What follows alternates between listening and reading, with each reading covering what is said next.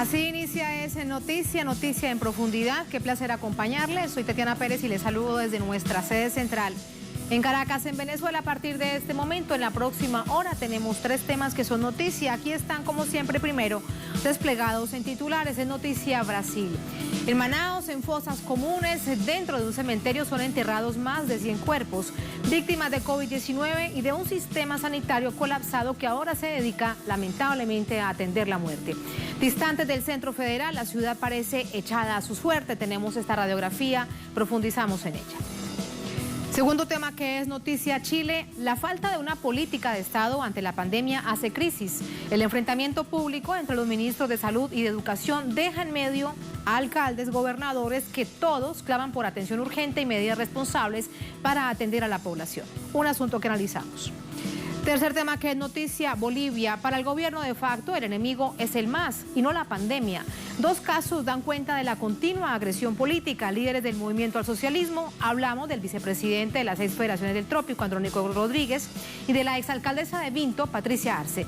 ¿Qué les pasó? ¿Cómo esto evidencia el uso político que le dan los golpistas a la situación? Profundizamos en ello. En Noticia que así comienza. Bienvenidos, bienvenidas.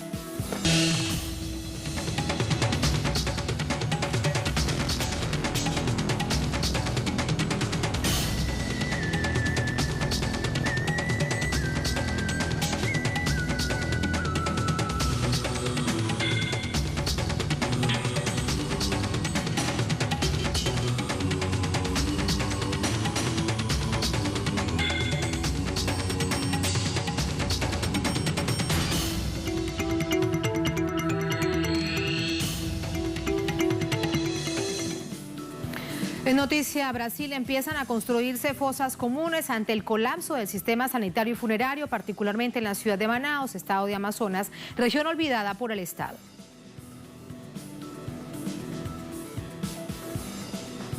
Hasta 10 ataúdes son enterrados en cada fosa común improvisada en el cementerio público Parque Tarumá de la ciudad de Manaos para las más de 100 víctimas que deja a diario la COVID-19 en la capital de Amazonas, al norte de Brasil. Antes de la pandemia, el promedio era de 20 a 30 muertes diarias, mientras el Estado registra más de 2.200 fallecidos. El alcalde de Manaos, Arthur Virgilio, recriminó que el presidente Jair Bolsonaro no atienda la emergencia. El colapso sanitario era inminente en un estado con más de 3 millones de habitantes, donde las distancias son inmensas y solo existe un hospital para cuidados intensivos. Manaos, la capital, concentra por lo menos 1,8 millones de personas, de las que el 47,6% de la población vive por debajo de la línea de pobreza, según cifras oficiales. El coronavirus hace letales otras enfermedades ante la imposibilidad de atender a las personas. Según las autoridades locales, la situación se agravará en las próximas semanas, para cuando se espera el pico de la pandemia en el país. El desinterés por preservar la vida de los brasileños no solo le cuesta a Bolsonaro la aprobación social, sino también el apoyo en lo interno. Tiene una guerra abierta con gobernadores que paralizan actividades para contener la pandemia. Además, los generales que le rodean, incluyendo el vicepresidente Antonio Hamilton Mourão, así como miembros del Congreso, le habrían exigido un cambio urgente de su gabinete, mientras la Asociación de Jueces para la Democracia le considera incapaz de dirigir el país. Seguimos sumando información a esta hora. Vamos a Río de Janeiro con André Vieira. André, ante la situación en particular de Manaos, muy buenas noches. ¿Alguna respuesta del gobierno central? Mira, Tatiana, el gobierno el día de ayer anunció que puede hacer una intervención en el sistema de salud ahí del estado Amazonas, pero los expertos llaman la atención que este gobierno que ahora se propone para hacer una intervención es el mismo gobierno que está recomendando el retorno de las personas a las calles, a su vida entre comillas normal, y que los expertos apuntan que esa circulación de las personas, este hecho de las personas no aceptaren esta determinación, esta recomendación en el caso de Brasil de la Organización Mundial de Salud para estar en aislamiento social, estas personas continúan circulando, o sea que los expertos afirman que este gobierno de Jair Bolsonaro no tiene la legitimidad para hacer una acción en este estado, pero sí esperan que el gobierno cambie de actitud y siga y retorne de verdad con una política para hacer frente a esa COVID-19 aquí en Brasil. Tatiana, te cuento que ahí en el estado de Manaus, donde circularon esas imágenes de las fosas comunes en la ciudad de Manaus, ahí en esta ciudad del norte aquí de Brasil, este estado actualmente tiene más de 2.400 casos de personas confirmadas con la COVID-19 y 207 muertes en este momento. Este es el último dato ahí del estado Amazonas. Asimismo, Tatiana, también este estado registró su primera muerte en el día 13 de marzo. O sea que ahora este estado, que es el estado que tiene en materia de cantidad, es el peor estado aquí de Brasil en números con relación a la población aquí de Brasil. Este estado ahora tiene según los expertos, tres factores, tres elementos han justamente ayudado a esta triste situación que vive allá, que son la cuestión de las lluvias, también la cuestión de los pocos testes realizados y también la cuestión del no aislamiento social por parte de gran parte de las personas ahí del estado Amazonas. Una situación muy complicada, Tatiana, en este estado que ha producido diferentes imágenes tan difíciles para nosotros que estamos cubriendo para la sociedad como un todo. Y ahí también este estado, Tatiana, mientras todo esto pasa, los hospitales están llenos, el sistema de salud está operando en su capacidad máxima y ahora también, así como este estado de Amazonas, otros estados como es el caso de Río de Janeiro, otros estados aquí de Brasil que también están colapsando con sus sistemas de salud, el estado de Minas Gerais, por esa triste situación, pero el gobierno insiste en crear un plan para el retorno de las personas a su vida, entre comillas, normal, Tatiana. Entre comillas, normal, cuando vemos una situación tan fuerte, tan triste, dices, para la población, para los familiares de las víctimas, despedir a sus seres queridos de esta manera, muy complicado. Gracias, André, muy buenas noches. Buenas noches. Vamos Tatiana. a profundizar en ello, André, gracias, con Pedro Carvalho Diniz. Él es médico, es integrante de la Red de Médicos Populares de Brasil. Pedro, buenas noches, gracias por acompañarnos. Hola, buenas noches. Hola, Pedro, lo escucho bastante bien. ¿Usted me escucha? Sí, bastante Qué bien. bueno. Pedro, la información que llega desde Manaus específicamente para comenzar a mirar hacia atrás y hacia el fondo, ¿cómo se llega a una situación de estas? ¿Qué pasaba antes de conocerse los primeros casos de la COVID-19 en Manaus, en el estado de Amazonas? Sí, la situación en Manaus es muy preocupante. Tenemos un estado con un clima muy particular, son las lluvias y también unas condiciones sociales que impiden la población de hacer el aislamiento social. Tenemos también allá un sistema de salud muy precario,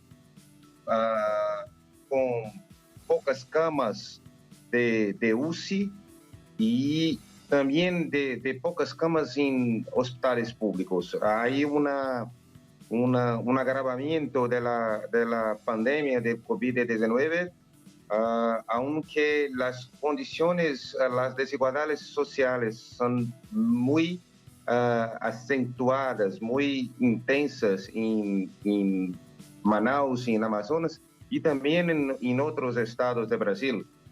El sistema no está solo colapsando en Amazonas, pero también en el estado de Ceará, de Pernambuco, donde hablo, también en el estado de Pará, también en la región de Amazonia. Y tenemos ahora una situación que, como he previsto el ministro de la Salud, el ex ministro de la Salud, el ministro Mandetta que el pico de la pandemia se dará en finales de abril y principios de mayo, y es lo que estamos observando y estamos mirando.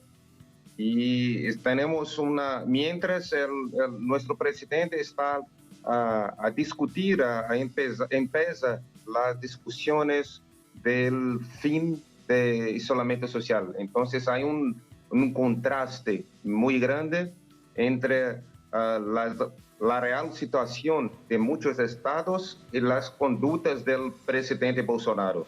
Sí, te entiendo, Pedro. Una desconexión entre la postura del presidente, Bolsonaro, y de alcaldes y gobernadores que exigen respuesta ante una situación que tienen de manera evidente día a día. ¿Se sabe cómo se llegó a conocer el primer caso de COVID-19 en Manaos? Recordar que es una zona muy alejada de los grandes centros del país. Estamos hablando muy alejado de Sao Paulo, muy alejado de Río de Janeiro. ¿Se conoce, para tratar de entender también Pedro, cómo llegó el primer caso allí? Eso es una duda muy grande. Nosotros entendemos, las autoridades sanitarias entienden que los primeros casos del COVID-19 se han establecido, han llegado a los estados por viajantes, por personas que han llegado de Europa y los Estados Unidos. Entonces, la primera hipótesis es que fueron casos extranjeros, ¿sí? Y que se desarrollaron en cada ciudad, en cada estado. Y ahora estamos a tener la transmisión comunitaria entre las personas que agravan un poco más la situación de todos. Sí. Pedro, como integrante de la red de médicos populares, ¿cómo viven ustedes una situación de estas? No solamente en Manaos, en todo el país. ¿Cómo se hace frente a una situación de estas? Soy médico en Pernambuco, sí, y estoy en las líneas de frente. Estoy combatiendo el COVID como médico asistente de pacientes con COVID-19. Y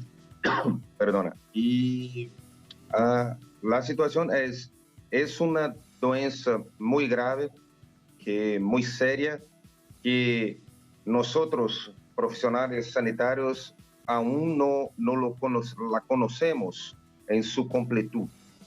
Y además tenemos dos frontes de combate, dos líneas de combate, que son la asistencia a las personas, a los pacientes con COVID-19, pero también las orientaciones en niveles colectivos para que podamos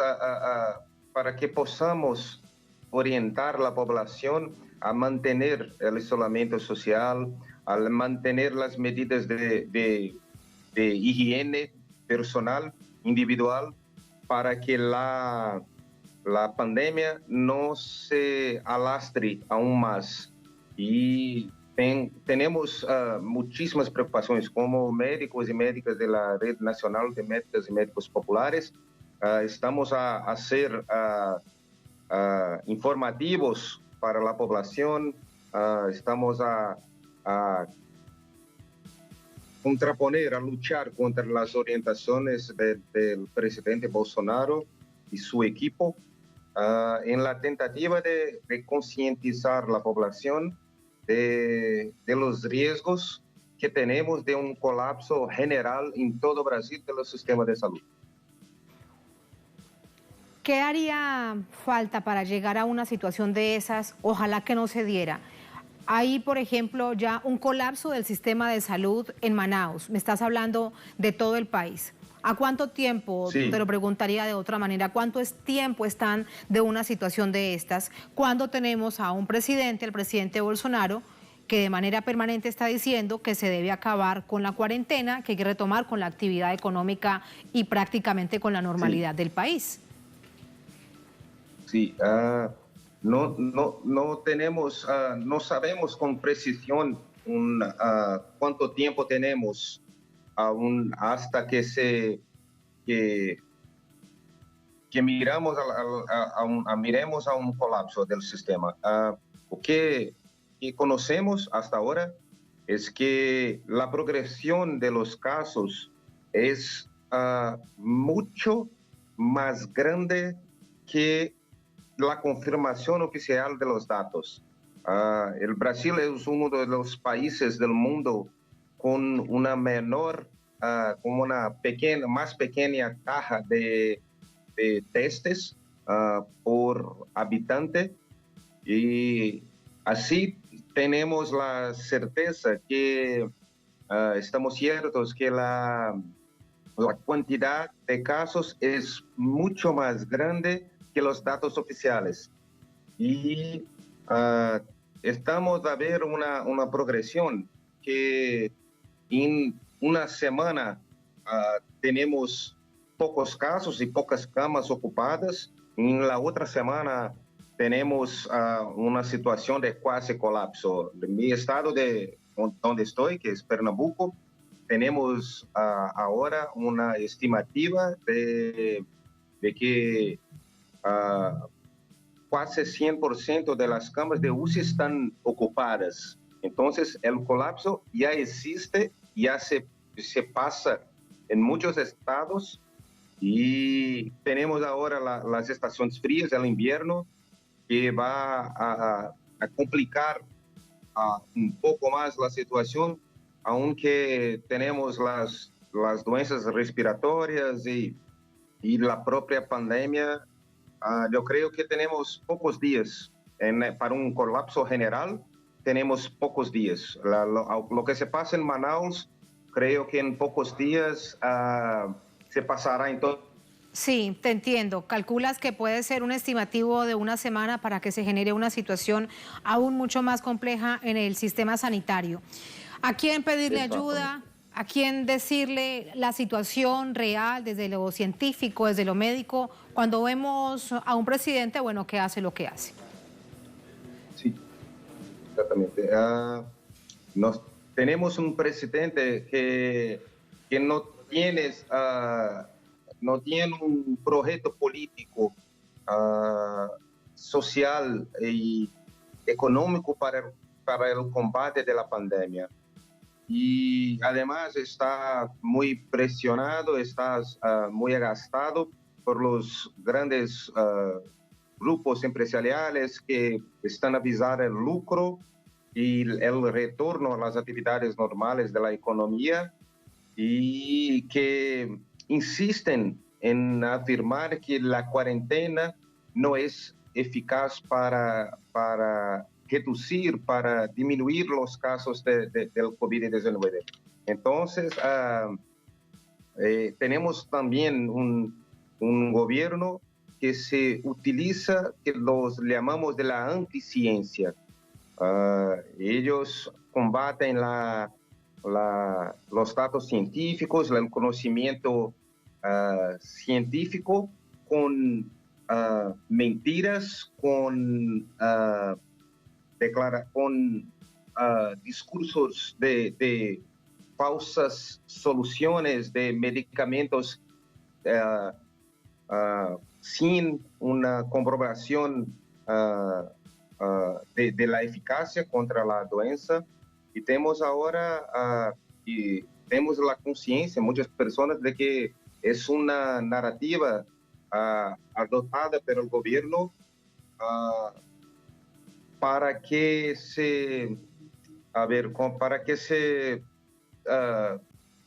no perciban, para que la población no perciba, no mire que no tiene un proyecto político sólido para combater la pandemia. Estamos a vivir un tiempo de negacionismo científico y el triunfo de la anticiencia. El triunfo de la anticiencia, no había escuchado esa visión. Pedro, gracias por entregárnosla. Antes de despedirlo y desde una visión muy personal, como médico que ha estado al frente de una situación tan compleja, inesperada, además para la ciencia y para la medicina, ¿cuál es su reflexión?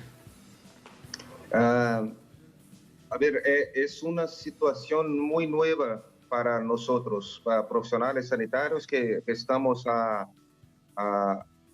lidar con esos pacientes. No tenemos datos sólidos, datos confirmatorios de muchas cosas. Estamos a aprender sobre la doença mientras ella está ocurriendo. Entonces, estamos de guardia muchas veces con los equipos de protección individual, con guantes y óculos y máscaras. Y tenemos una preocupación muy grande, todos los profesionales, con la infección. Nosotros tenemos datos de otros países del mundo donde hasta una media de 40% de los profesionales sanitarios se infectan con la doença. Entonces, estamos afastados de nuestras familias pelo riesgo de llevar a ellas la infección. Entonces, estamos diante de un enemigo desconocido. Estamos diante de una modificación radical de nuestro medio de vida, de nuestro medio de ejercer, de ayudar y atender pacientes, mientras un gobierno que no nos da mucha seguridad. Ninguna seguridad social, política, científica para esos profesionales. Sí, lo entiendo. En el camino y en la tarea de defender la vida, usted ha subido un tuit de un video que precisamente da cuenta de ello. Si usted me lo permite, quiero compartirlo con la audiencia porque lo que evidencia es eso, el deseo de poder salvar vidas, que es la función de ustedes. Vamos a verlo. Nuestro trabajo.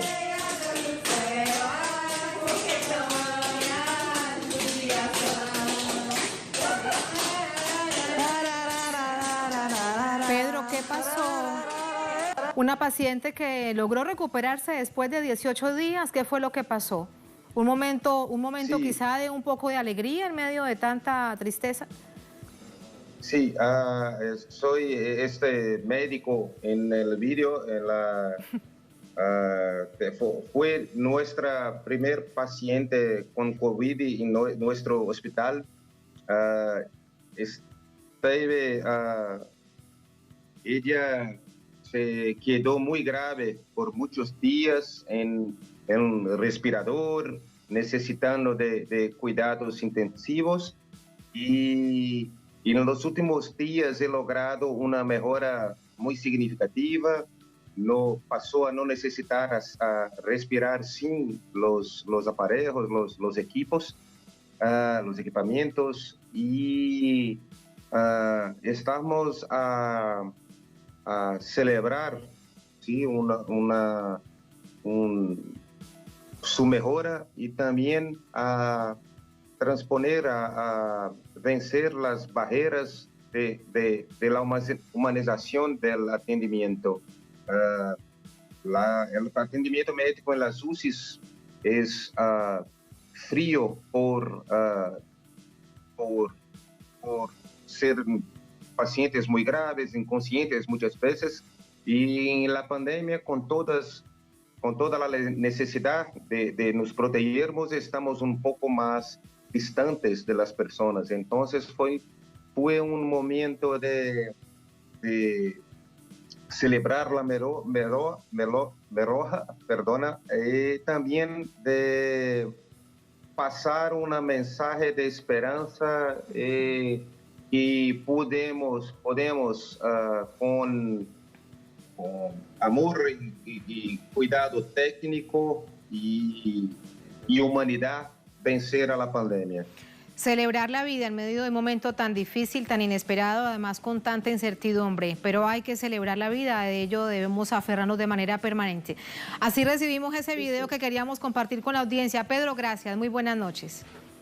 Muchísimas gracias, buenas noches. Buenas noches.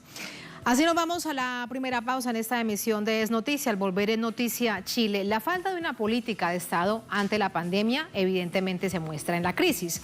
El enfrentamiento público entre los ministros de Salud y de Educación deja en medio a alcaldes, a gobernadores que claman por atención urgente y medidas responsables para la población por parte del Estado. Tenemos esa información y la analizamos al volver en Es Noticia.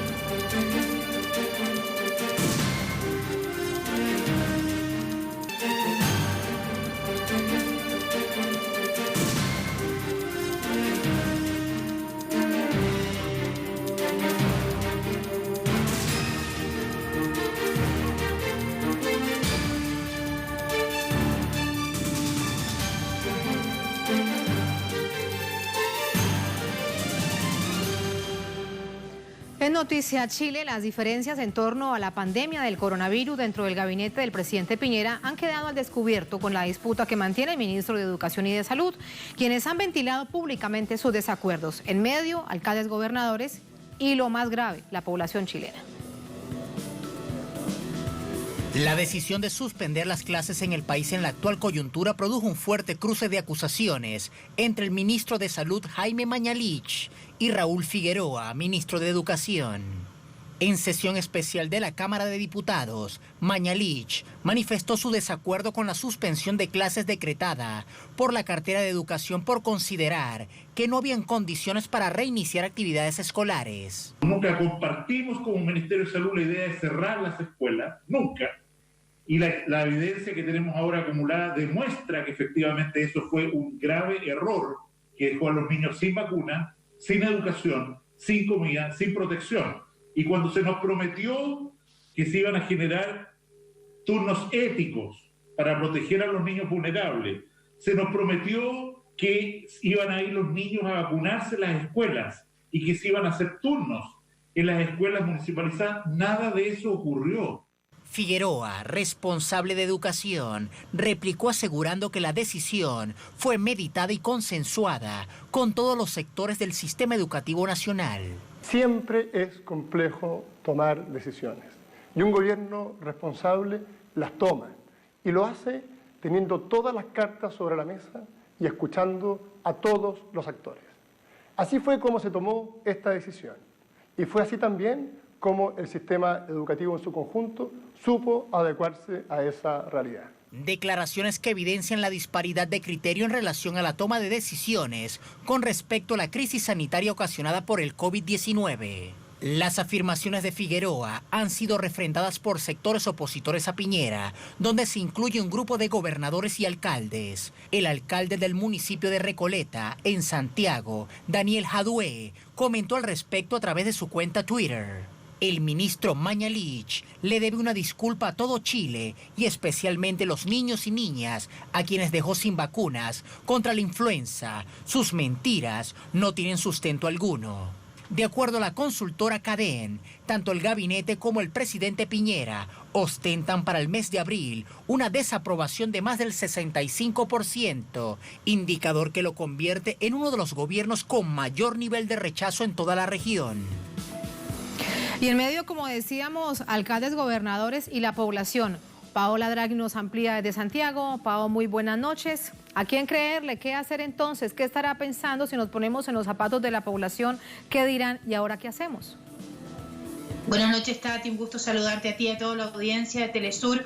Pues esta es la verdad que esta declaración del ministro Jaime Mañalich es la gota que rebalsa el vaso. Recordemos todas las anteriores declaraciones polémicas que ha hecho en torno, por ejemplo, a que el virus se puede volver buena persona, luego a pedirle a los chilenos y chilenas, reafirmando esto que dijo la subsecretaria, de ya empezar a hacer cierta vida social, que no era necesario tomar solamente café, sino que podían salir a tomar cerveza. En fin, son una serie de dichos y particularmente los que han tenido que ver con la polémica de la importación y de la supuesta donación de respiradores mecánicos que haría el gobierno de Chile, donde ha entrado también en una polémica con el embajador de China aquí en Chile. Entonces son una seguidilla de dichos que la verdad han generado un malestar en absolutamente todas las organizaciones que tienen que ver de una forma u otra con esta pandemia. Colegio de profesores, con la asociación de alcaldes que hoy día salieron justamente a desmentirlo, a decir que los alcaldes no pudieron terminar el proceso de vacunación de los más chicos, de los más jóvenes, porque fue un instructivo del Ministerio de Salud el que solicita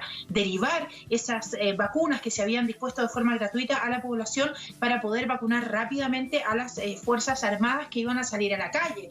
Entonces, son declaraciones tremendamente afortunadas que ya tienen esta gota que rebalsa el vaso con lo dicho ayer, que él nunca estuvo de acuerdo con haber suspendido las clases cuando todo indica que esa ha sido una de las medidas dentro de esta negación absoluta a hacer cuarentena nacional, que ha aportado de una manera u otra a controlar los vectores humanos del virus, porque son miles y millones de niños los que asisten al colegio en Chile y que tienen en sus domicilios a los adultos mayores, por ejemplo, que son hoy un foco tremendamente peligroso frente no solo al coronavirus, Tatiana. Nosotros estamos entrando en estos crudos inviernos donde además la capital chilena se satura de smog y son otros virus también los que comienzan a amenazar, como la influenza, como el virus sincicial. Así es que un malestar que la verdad ya es bastante transversal. Incluso el Colegio Médico pidió al gobierno que el ministro Mañalich por favor regule, temple sus declaraciones. Y mira quién lo dice, que lo ha acompañado en todo este tiempo con tal nivel de polémicas y además de declaraciones. Habría que preguntarle a él qué le parecen, pero hacia afuera tan desafortunadas. Paola, gracias, muy buenas noches. Buenas noches, Tatiana. Muy buenas noches, gracias. Vamos a ir al análisis, profundizamos con Mario Aguilar Arévalo, presidente nacional del Colegio de Profesores, organización gremial de los docentes en Chile, nos acompaña desde Santiago. Mario, ¿cómo está? Muy buenas noches. Buenas noches, gusto saludarle. Igualmente, muchas gracias, Mario. ¿Cuál es la respuesta de ustedes como gremio a esta situación que se ha generado, en particular lo dicho por el ministro Mañalich? Bueno, nosotros estamos muy molestos por las declaraciones de Mañalich. Vamos a ver si está vía telefónica Mario Aguilar con nosotros. Mario, sí, no te vi por unos segundos. Lo que vamos a hacer es que, como estás en vía telefónica, si se nos va la imagen, seguimos conversando, ¿te parece?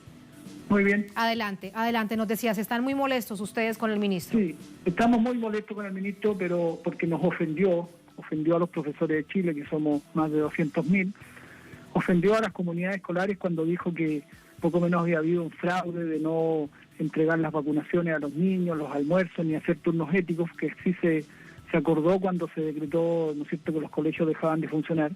Y eso es absolutamente falso. Mis colegas, profesores y profesoras en todo Chile han estado en los turnos éticos, donde estuvieron las vacunas disponibles. Mis colegas acompañaron ese proceso, acompañaron a sus estudiantes, y también en el caso de la distribución de almuerzo, que tuvo muchísimos problemas, pero que son problemas atribuibles al gobierno y a su mala gestión y mala organización. Pero siempre que llegaron los almuerzos esos, también estuvieron disponibles mis colegas para entregarlos a los niños. Por lo tanto, no se desvaloriza un esfuerzo enorme que han hecho, y también los alcaldes, hay que decirlo. Yo entiendo el malestar de los alcaldes, estoy de acuerdo con ellos, porque Mañalich responsabilizó a las comunidades educativas y a los municipios de una responsabilidad que es netamente egoísta. Pero además lo más grave es que Mañalich confiesa que él no quiso que se suspendieran las clases en los colegios. Y eso es extremadamente grave, porque si en Chile la pandemia ha tenido un relativo control y el crecimiento de los contagios está todavía en números manejables, pero es relativo esto, de ninguna manera se puede tener triunfalismo, ni mucho menos. Una de las razones, una de las aportes fundamentales a eso fue la suspensión de clases. estamos hablando de más de 4 millones de personas, entre estudiantes, profesores y funcionarios, que se movilizan todos los días para ir a sus colegios, que están en los colegios interactuando, donde evidentemente en la escuela, obviamente la interacción social es muy cercana, y si no se hubieran suspendido las clases, probablemente hoy día tendríamos un número mucho mayor de contagiados, mucho mayor de personas fallecidas, y por lo tanto es muy grave que el ministro de Salud, que tiene que resguardar la salud de la población, esté diciendo que según él eso fue un grave error y que no debió hacerse. Todos estamos convencidos, el colegio médico, los epidemiólogos, los especialistas estamos convencidos, también nosotros como educadores, que esa medida fue muy acertada. De hecho, el gobierno no quería tomarla, esa medida tuvimos que ejercer presión, tanto alcaldes que administran los colegios públicos como dueños de colegios privados, que también se sumaron a esa presión, y nosotros mismos como profesores y los padres y madres nos sumamos a hacer presión para... Y el gobierno a contrapelo, hoy día ya lo confiesa plenamente Mañalich, ellos no querían suspender clases. A nosotros nos parece que eso habría sido criminal. Habría sido criminal que no se suspendieran las clases, sobre todo pensando en los sectores populares, donde los niños tendrían contagio, los llevarían a sus casas, donde hay mucho hacinamiento, y entonces hoy día tendríamos una pandemia muchísimo más grave de la que tenemos. Y ese, como lo hemos visto en América Latina, en todo el mundo, la manera de proteger a los chiquillos, a los jovencitos, a los estudiantes. No hay otra manera de protegerlos que dejarlos en casa y que se acojan de una manera responsable, aunque a veces para algunos sea bastante molesto pasar tanto tiempo en casa. Es la manera de protegerlos. Ahora, sobre el tema de las vacunas, también acusa a el sistema y a gobernadores y alcaldes, Mario, de no haber cumplido con el sistema de vacunas. Si eso también le corresponde, te pregunto, como en todos los países, directamente baja a los ministerios de salud, ¿o es que en Chile sucede de otra manera? No, es como usted dice, Mañalich está mintiendo. La responsabilidad de que las vacunas lleguen a los municipios, y desde ahí se llevan a los colegios, y los colegios se hace la vacunación con los niños, como se hace tradicionalmente en tiempos normales, digamos, que las clases están funcionando regularmente, ese es el procedimiento, pero el responsable de que las vacunas estén disponibles es el gobierno central y el Ministerio de Salud. Lo que ocurrió ahora es que evidentemente al suspenderse las clases, los niños no estaban en los colegios, entonces se dispuso lo que llamamos turnos éticos, que significaba que los profesores que no estaban asistiendo, pero sí se programaba la vacunación, se citaba a los estudiantes, se les hacía la vacunación y ese proceso lo acompañábamos nosotros como profesores y con nuestros funcionarios. En muchos lugares se hizo, porque llegaron las vacunas, pero en donde no se hizo fue porque las vacunas no llegaron. Y por lo tanto es responsabilidad del gobierno central, no es responsabilidad ni de los alcaldes y mucho menos de nosotros, que siempre estuvimos disponibles, y donde se hizo la vacunación, ahí estuvimos con nuestros estudiantes. Entendemos que para los niños pequeños la vacunación es una cosa compleja y necesitan el apoyo de su profesor, y ahí estuvimos. Siempre estuvimos. Sí, Mario, ¿y el traslado de las vacunas también es responsabilidad del Ministerio de Salud, del gobierno central? Por supuesto, el gobierno central tiene que disponerlos hacia los municipios, y solamente cuando llegan a los municipios, estos lo llevan a las escuelas, y esa cadena desde el ministerio hacia los municipios es la que se cortó en un momento determinado, y por lo tanto el proceso de vacunación no se pudo completar. Hoy día efectivamente hay 1 millón de estudiantes más o menos que no están vacunados, y eso es delicado porque obviamente la coexistencia de los virus de influenza, virus sincicial, que escuchaba Paola que comentaba eso, en el invierno en Chile por la temperatura que baja mucho, evidentemente eso es el virus tiene mucha presencia. De hecho hay momentos en que colapsan los servicios de salud porque hay muchos niños enfermos, y ahora si agrega eso usted al coronavirus, entonces tiene un cuadro extremadamente peligroso, y eso ha sido exclusivamente responsabilidad del gobierno. Imagínate, uno se pregunta cuando revisa toda esta información si el ministro de Salud está siendo asesorado directamente, Mario, por el presidente Piñera. No puede haber tal nivel de coincidencia entre lo que dice el ministro Mañalich y lo que dice, declara y además ordena el presidente de la Nación. Y al otro lado, por ejemplo, el ministro de Educación, donde hoy también sale a responderle de una manera bastante molesta, y alcaldes y gobernadores. Y de fondo, entonces, la pregunta que queda es, ¿en manos de quién está el manejo y el control de una situación tan delicada como esta pandemia? Bueno, es sabido que Piñera y Mañalich son muy cercanos, es un hombre de confianza de Piñera, Mañalich, y todos también sabemos que Piñera tiene un manejo bastante personalista. Su estilo de gestión no entrega mucho poder ni mucha capacidad de gestión a los ministros, son muy dependientes de sus decisiones. Eso estuvo bastante golpeado durante el estallido social, por supuesto, y el presidente perdió ascendiente, de hecho llegó a niveles paupérrimos de apoyo, de 6%, de respaldo a su gestión, entonces estaba bastante debilitado, pero ahora con la pandemia y la crisis sanitaria, él como que ha recobrado ese poder, y es probable que siga ciertamente él manejando directamente los hilos y que los ministros sean simplemente voceros de decisiones que va tomando él, lo cual no es bueno, obviamente, que las decisiones queden concentradas en una sola persona y ministros que no tienen empoderamiento suficiente para poder llevar adelante ellos su gestión. Esa es una crítica muy fuerte que se ha hecho. Piñera es un poco dueño de empresa, él es un multimillonario y gestiona el país como si fuera una empresa donde él da las órdenes y el resto tiene que obedecer. Ese estilo autoritario, ciertamente en una pandemia, en una situación de crisis, por supuesto que no resulta eficiente que todas las decisiones finalmente estén concentradas en muy pocas personas. Y Mañalich es muy del estilo de él, es muy parecido, se llevan ellos, se complementan, digamos, tienen mucha similitud en la forma de gestionar esta forma gerencial, patronal, que por supuesto no es lo adecuado y por eso ha tenido tantos problemas en su gestión. Y para despedirte, ¿hasta cuándo creen ustedes como gremio de los docentes, de los profesores en el país, que debe mantenerse para los estudiantes esta cuarentena social? Bueno, Piñera anunció que quería volver a las clases en mayo. Hoy día nosotros tuvimos reunión con el ministro de Educación, le planteamos que nosotros no estábamos de acuerdo y que no lo íbamos a hacer, nosotros simplemente anunciamos ya que íbamos a desobedecer si se pretendía imponer eso. Los apoderados, los padres también están muy de acuerdo con nosotros, probablemente con toda certeza también apoyarían una decisión de ese tipo, pero hoy día el ministro Figueroa nos ha indicado en la reunión que tuvimos que no hay fecha de retorno, con lo cual ya no están hablando de mayo, y probablemente eso sea producto de la presión que hemos ejercido como comunidades escolares.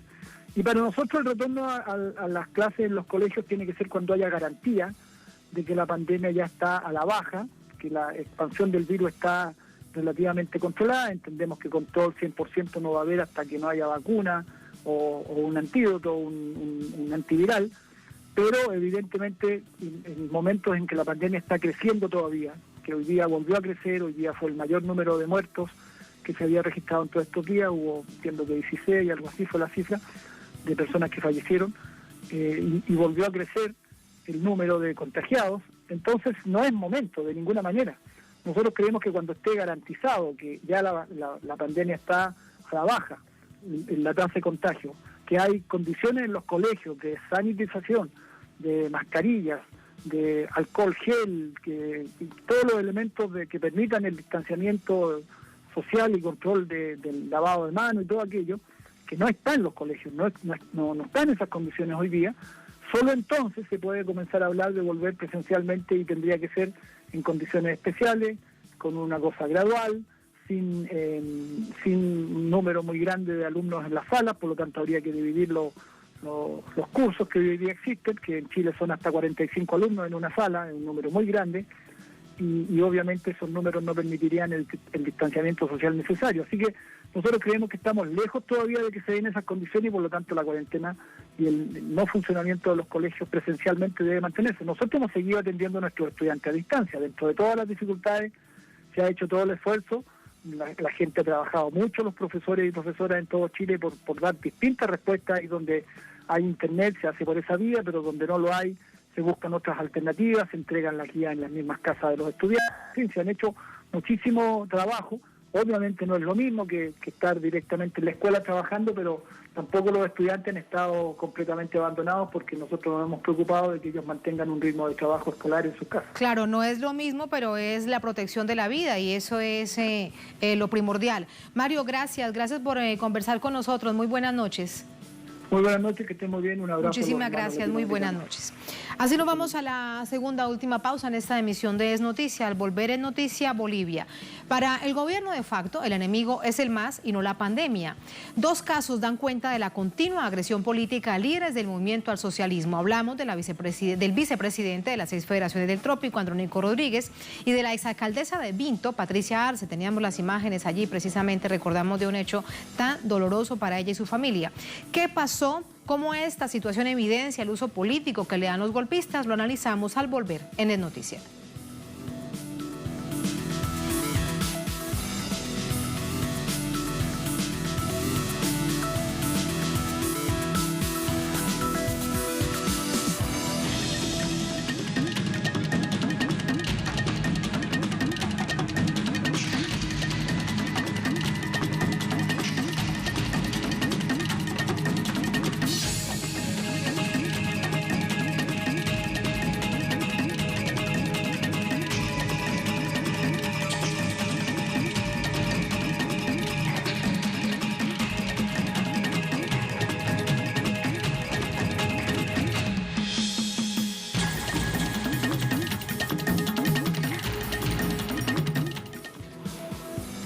En Noticia Bolivia, el golpe continúa y revictimiza a líderes locales del MAS. La exalcaldesa de Vinto, secuestrada y atacada en noviembre pasado, fue detenida hace unas horas por supuestamente no haber atendido la cuarentena.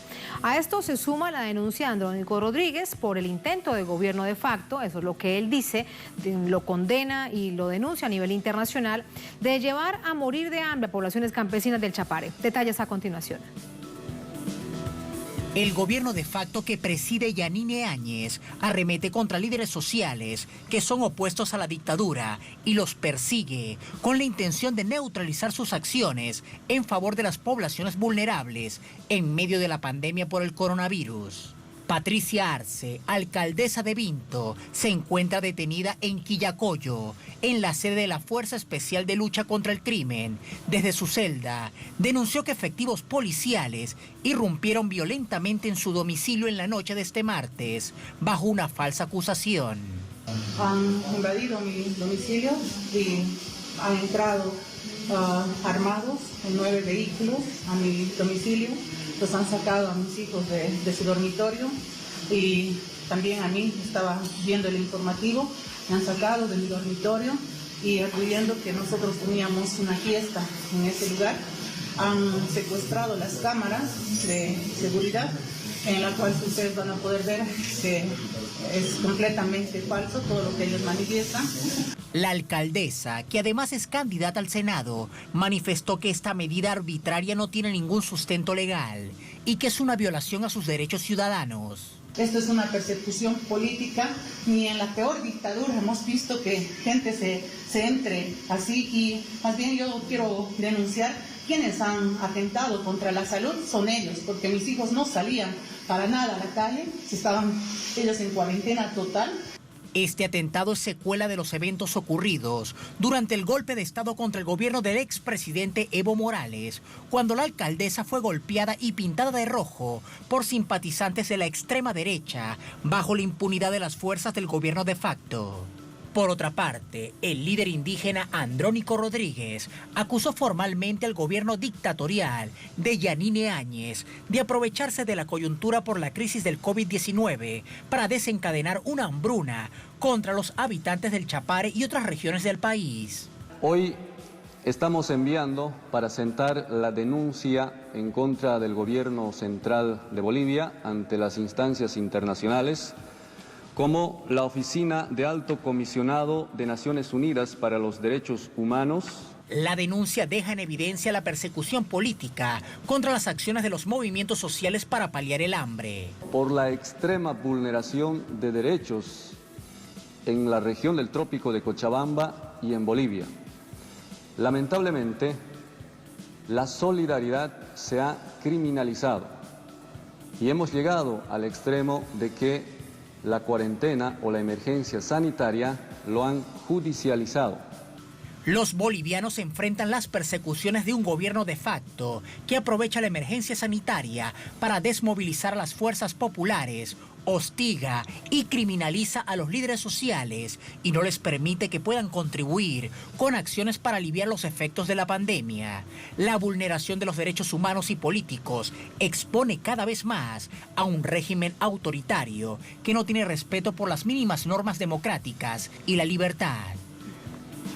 Ahí están los hechos, vamos a entrar de inmediato con el análisis, nos acompaña para ello Claudia Peña Claros, es analista política, nos acompaña desde La Paz.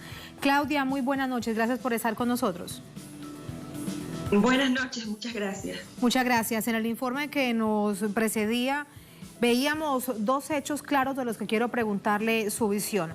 La situación de Andrónico Rodríguez como un líder de esta región del país, con una amplia además presencia y reconocimiento nacional e internacional, y también de la exalcaldesa de Vinto, Patricia Arce. Es decir, pareciesen que se hubiesen escogido a los líderes locales del MAS, que entre otras cosas van como candidatos para las próximas elecciones cuando realmente sean. ¿Qué es lo que sucede entonces? A ver si logramos entender que si hay una estrategia de fondo de los golpistas en contra del MAS y de estas figuras que han quedado en el país. Mire, en las últimas semanas acá en Bolivia hemos visto un recrudecimiento de la política represiva del gobierno nacional.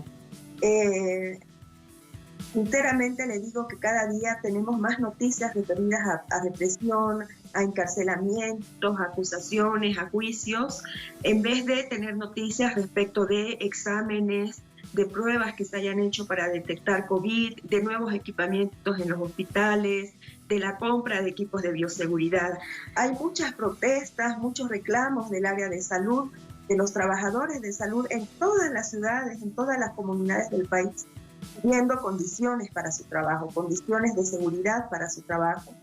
Y eso el gobierno no lo está proveyendo. En cambio, tenemos esta serie de noticias, de denuncias, de constantes abusos policiales. Todos los días sale alguna denuncia respecto de algún líder, algún trabajador de salud, alguna persona o grupos de personas. Hace pocos días hemos sabido que han sido arrestadas 67 personas, supuestamente por hacer guerra digital en contra del gobierno, y pareciera, la verdad, que el gobierno está más preocupado de esos temas antes que de la salud de la población boliviana. En estos dos casos que usted mencionaba, Andrónico Rodríguez es el vicepresidente de las 6 federaciones del Trópico, que es la cuna política del expresidente Evo Morales, y la alcaldesa Patricia Arce es alcaldesa de un municipio que está en el mismo departamento del Chapare, es decir, en el departamento de Cochabamba, pero que ha sobresalido ella, no solamente por los vejámenes y los ataques inhumanos que sufrió en noviembre durante el golpe de Estado, sino también por ser una de las mejores alcaldesas del país. Esa alcaldía fue la que tuvo una mejor ejecución presupuestaria el año 2008 y el año pasado también ha estado entre las alcaldías que mejor ejecutaron su presupuesto.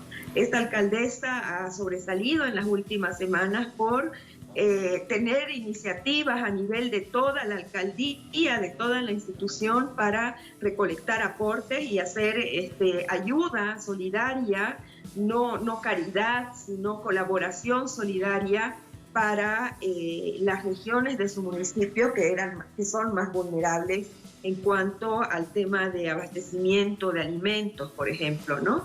Lo que vemos es que cuando van digamos, sobresaliendo ciertas organizaciones sociales como los cocaleros, por ejemplo, el mismo Andrónico, que es una organización social que ha estado llevando camiones y camiones de ayuda a diferentes municipios del país, alejados, cercanos al Chapare, llevando frutas para la gente que no tiene comida, ¿no? Entonces es en ese momento cuando el gobierno casualmente, ¿no es cierto?, encuentra algún modo para acusar, para apresar, aparte de esas diligencias. Sí, Claudia, hay de hecho esta noche un tuit a propósito de la situación jurídica de Patricia Arce, un tuit de nuestro corresponsal. Precisamente ahí aparece en pantalla.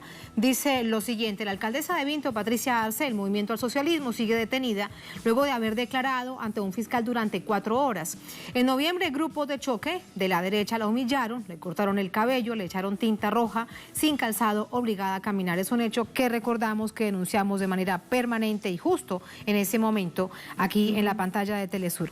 Esto es importante para tenerlo en cuenta porque también ha generado profundas solidaridades, Patricia, después de todo lo sucedido, y ahora de nuevo se revictimiza. Cuando la escucho a usted, Claudia, lo que uno además se pregunta, si lo que, además de buscar una cortina de humo en esta situación de la pandemia, por el manejo que se ha denunciado que ha sido bastante deficiente por parte del gobierno golpista, lo que hay es un desprecio por la vida en general, un desprecio por la vida de la población boliviana.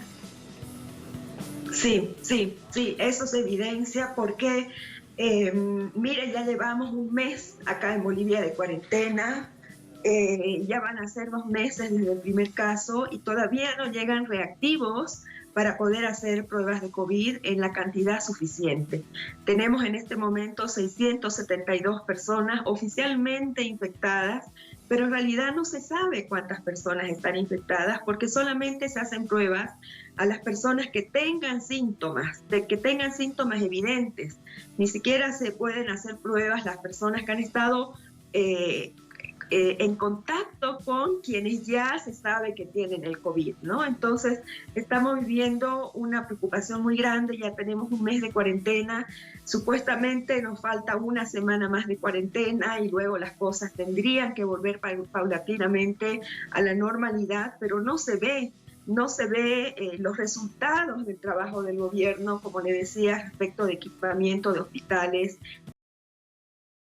Las personas, precisamente las personas que reciben persecución política por parte del gobierno, a través, por supuesto, de mecanismos legales, de la policía, del ejército, qué sé yo, pero qué coincidencia que sean ellas, ¿no? Y cuando nos enteramos que alguna autoridad del gobierno ha roto la cuarentena, que ha organizado una fiesta en su casa, por ejemplo, o que ha tenido reuniones contraviniendo las disposiciones de la cuarentena, no pasa nada, no tenemos ninguna persona encarcelada, no tenemos ninguna persona que haya iniciado, contra la cual, por ejemplo, se haya iniciado un proceso y que esté del lado del gobierno, ¿no? Siempre son la gente del MAS, los liderazgos populares, los que son perseguidos e incriminados en ese sentido. Que sigue evidenciando cómo hay un golpe que avanza, un golpe que continúa. Gracias, Claudia, por ese análisis. Muy buenas noches. Gracias, muchas gracias a ustedes. Gracias a usted. Muy buenas noches. Gracias a ustedes por habernos acompañado. Ponemos punto final a esta emisión de Noticias. Cerramos nuestra pantalla tradicional. Nos quedamos en redes sociales, @NoticiaTelesur, @TatianaTelesur. Durante esta jornada, otro hecho fue noticia. Salimos de la frontera de América Latina. Con eso los dejamos. Hasta mañana.